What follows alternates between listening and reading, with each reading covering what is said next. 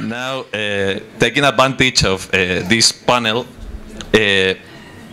we will begin with an issue that is common in the public administration, Pedro.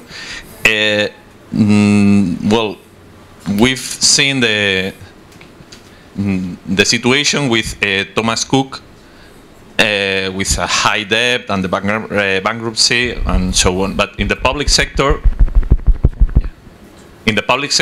there are high debts.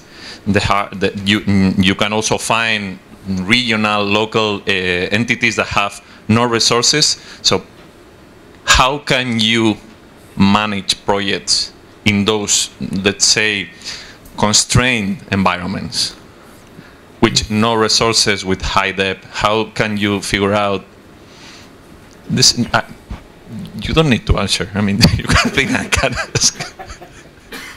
If you need time, yes. And say thank you to the question because it's. I was wondering about the question because if there are no resources, there are no projects. What you are trying to do to say is it's magic. Yeah, there are not many resources. The resources are wasted what we want. But this is the usual panorama, the usual figure when we talk about projects. We always want more resources, more money, more people, more time, and perhaps less scope. So I think this is not the issue. The point is you should manage the expectations. And this, I think, it's the key point, because if you don't have all the skills, if you have a risky environment, if you have problems with the political environment, you should manage the things in another way. For instance, you may try to get quick wins in the projects so you gain the sponsorship from the politicals. Because mainly the politicals are trying to get some results so they can take some pictures and appear in the news. You need to get them to do that. If you are trying to make a project for 10 years or 15 years in a moment where the governments have big debts, great political instability, you will not get there. Because the project will fail in the middle, because someone will remove the sponsorship or the budget, or the resources will go away to another challenge. So my advice is manage expectations, try to reach quick wins, and try to get the political power involved in the project by giving them some candies so they can... Okay, candies. Okay. Si hay alguna pregunta, por favor, levantad la mano y os acercamos un micrófono. Mientras tanto, seguiremos con las que habéis entregado por escrito. Ahora, turno para Luis.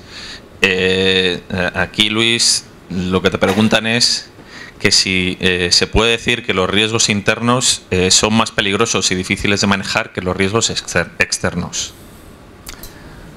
Hombre, es que yo creo que la generación del riesgo dentro de una compañía se basa básicamente en los valores, en las políticas de buen gobierno corporativo y en el nivel o la cantidad de riesgo que se acepta dentro de los procesos internos, ¿no?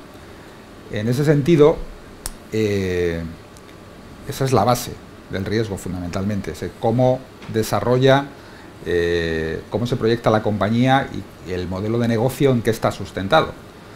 Si a esto añadimos que el manejo de la comunicación interna es el elemento más complicado y que tiene que ser la base de toda la comunicación externa, y en esto no trabajan muchas de las compañías, es decir, las que ponen el foco en la comunicación piensan que esto va de comunicación externa y de relacionarse fundamentalmente con los periodistas y con los medios de comunicación.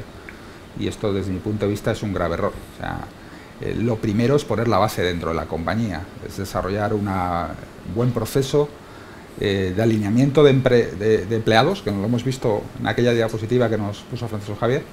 Esto es esencial, que estén alineados en las políticas de las compañías, que estas estén claras y que estén publicadas, y que cada uno de los que trabajan en la compañía estén perfectamente alineados. Porque claro, tampoco le puedes pedir a un empleado al que no le indicas cómo tiene que desarrollar su comunicación demasiadas responsabilidades cuando decide trasladar información interna al exterior a través de canales sobre cuyo riesgo nadie le ha avisado, ¿no? Por lo tanto, yo creo que este es el primer foco donde hay que trabajar hoy en día, porque es el mayor riesgo en las organizaciones y, sin embargo, los empleados son el mayor elemento y la mayor oportunidad, porque son los mejores embajadores de marca. Plantea una buena política interna de comunicación destinada a proyectar a los propios empleados y a proyectar su propia reputación. Evitaremos que empleados como tú se peguen un tiro en el pie y mientan en medio de una crisis o trasladen a través de sus cuñados determinadas debilidades dentro de la organización, que residen dentro de la organización.